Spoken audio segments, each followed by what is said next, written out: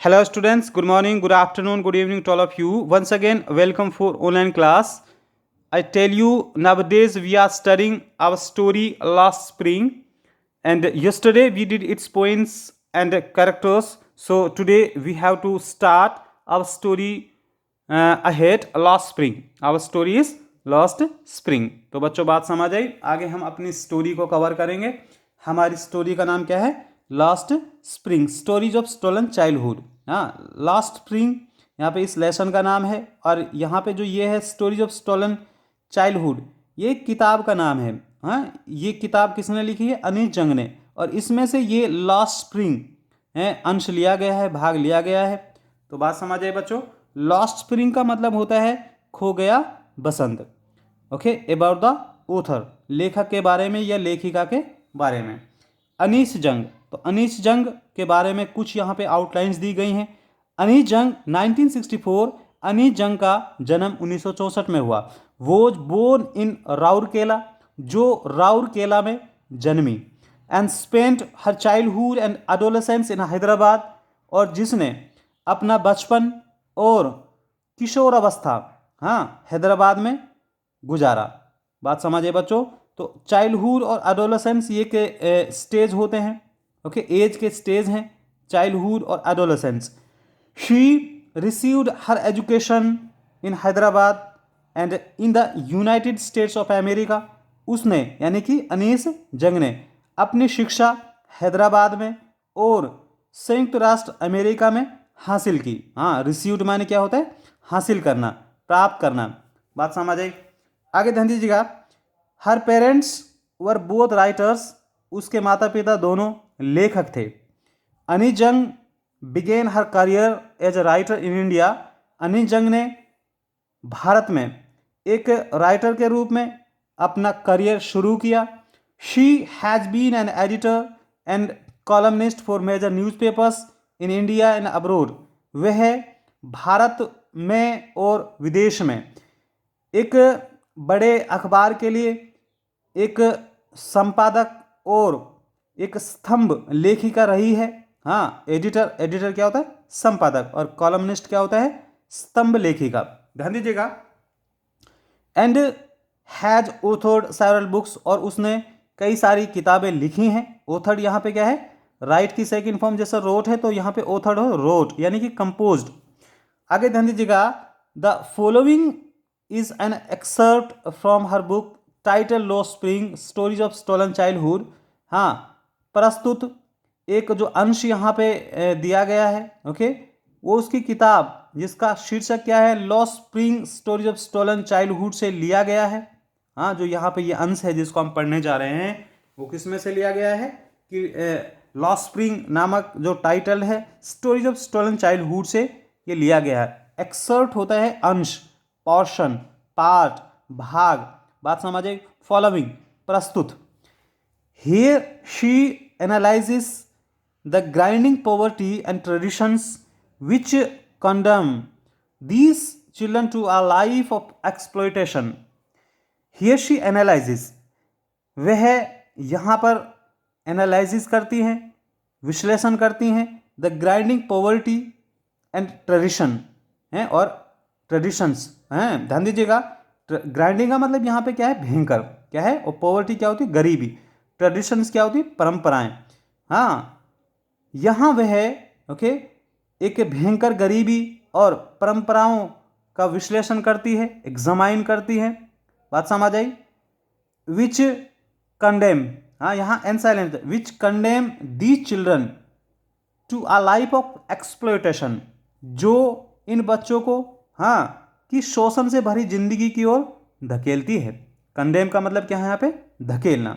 Exploitation क्या होता है बेटा? मिसयूज, हाँ, शोषण। तो बात समझ आई बच्चों। तो ये लेखिका के बारे में कुछ आउटलाइंस थी। ओके, और यहाँ पे जो लेसन है हमारा लॉ स्प्रिंग, उसके बारे में कुछ यहाँ पे आउटलाइंस थी। तो आइए अब हम अपना जो चैप्टर है, अपनी जो स्टोरी है, इसको कवर कर लेते हैं।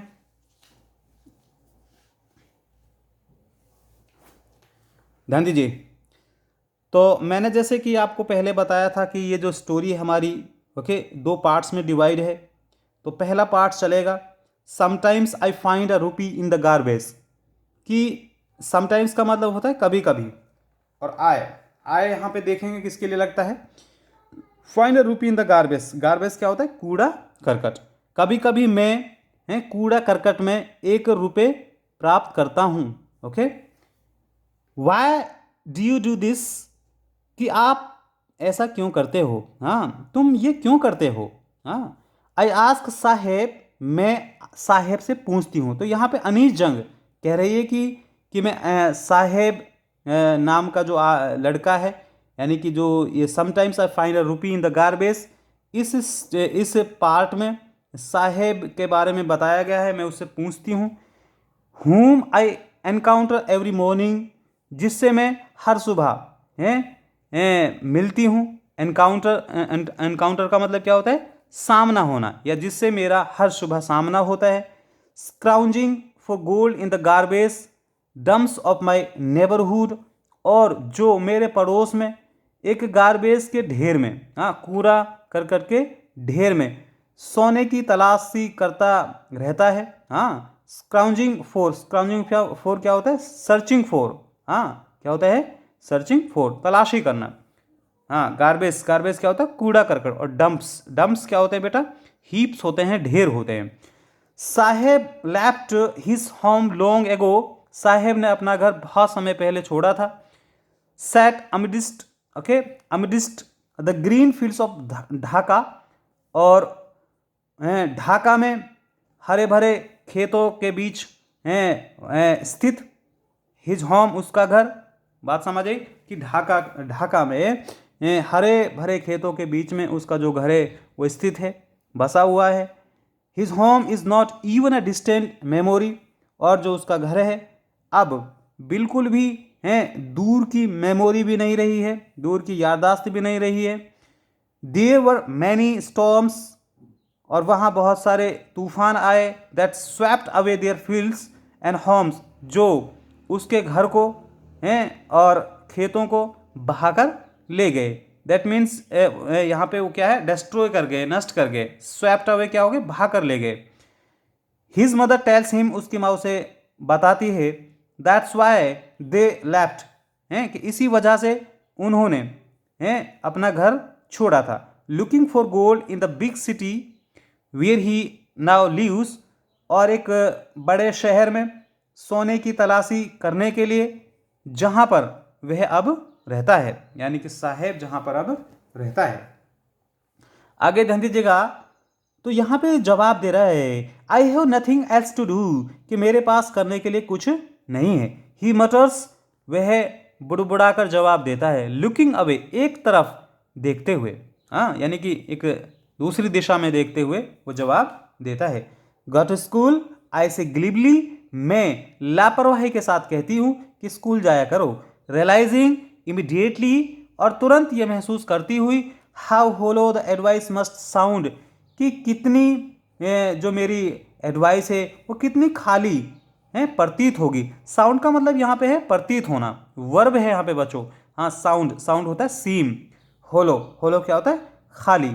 हाँ, कि एक तरह से एम्प्टी। ओके, कि उसने तुरंत महसूस किया कि अनीस जंग ने, कि मैं इसको सलाह दे रही हूँ स्कूल जाया करो, कि जो मेरी सलाह है वो कितनी खाली होगी, होलो होगी।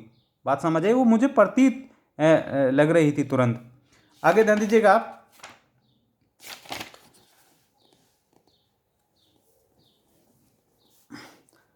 There is no school in my neighbourhood, हाँ मेरे पड़ोस में कोई स्कूल नहीं है। When they build one I will go, कि जब वो बना लेंगे फिर मैं चला जाऊंगा।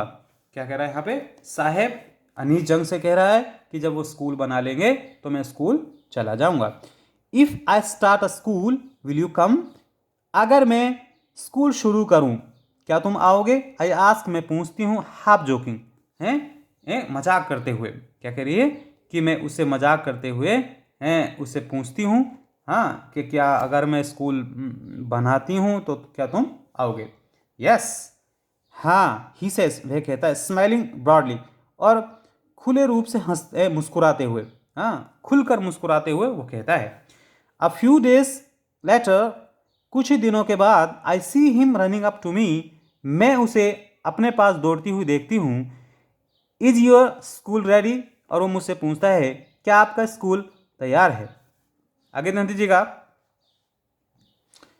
It takes longer to build a school, एक स्कूल बनने में काफ़ी समय लगता है, ऐसे मैं कहती हूँ। एम्ब्रेस्ड एट हैविंग मेरा प्रॉमिस, और मैं कैसे कहती हूँ, लज्जित होकर कहती हूँ कि एक ऐसा वादा करते हुए, दैट वॉज नॉट मीन्ड, कि जिसका कोई अर्थ ही नहीं होता है। बट प्रोमिस लाइक माइन, लेकिन मेरे जैसे वादे, abound in every corner of his bleak world, कि उसके अंधकार में संस्कार, जो अंधकार में उसका जो संसार है, उसके हर एक कोने में मौजूद हैं। हाँ, यानी कि जिस तरह से मैं उसको सलाह दे रही हूँ, ऐसी प्रॉमिसेस, ऐसे वादे तो उसके हर एक कोने में हैं, अबाउंड इन है, मौजूद हैं। तो आगे ध्यान दीजिएगा। After months of knowing him, उसे महीनों जानने के बाद, हाँ, कि महीनों जानने के बाद, I ask him his name, मैं उसका नाम पूछती हूँ। साहेब ए आलम, ही अनाउंसिस, वह जवाब देता है, साहेब आलम, उसका नाम क्या है, साहेब आलम। ही डज नॉट नो, वह नहीं जानता है, व्हाट इट मीन्स, कि उसके नाम का मतलब क्या होता है। If he new it's meaning, अगर वह इसका मीनिंग जानता, अर्थ जानता। लॉर्ड ऑफ द यूनिवर्स, हाँ, के यूनिवर्स क्या होता है, ब्रह्मांड, हैं, विश्व, दुनिया के, संसार का मालिक। हाँ, इसके नाम का मतलब क्या होता है, संसार का मालिक, विश्व का बादशाह। He would have a hard time believing it, के वह इसका विश्वास करने में मुश्किल से इसका विश्वास करेगा। Unaware of what his name represents, और इस बात से अनभिज्ञ, अनजान, के उसका जो नाम है उसका अर्थ क्या होता है। He roams the streets with his friends, वह अपने दोस्तों के साथ गलियों में घूमता है, भटकता है। And an army of barefoot boys, और एक नंगे पैर वाले लड़कों की फौज के साथ। Who appear like the morning birds, जो सुबह के पक्षियों की तरह प्रकट होते हैं। अपीयर का मतलब प्रकट होना, विजिबल इंग्लिश में कहेंगे। एंड डिसअपीयर एट नून, और दोपहर में गायब हो जाते हैं। ओवर द मंथ्स, महीनों के बाद। I have come to recognise each of them, मैंने उनमें से सभी को पहचाना है, यानी कि मैं महीनों के बाद उनको हर एक को जान गई। तो बच्चों, बात समझ आई, यहाँ तक स्टोरी है। ओके, मैं आशा करता हूँ कि आपको ये स्टोरी अच्छे से समझ आई होगी। Thank you.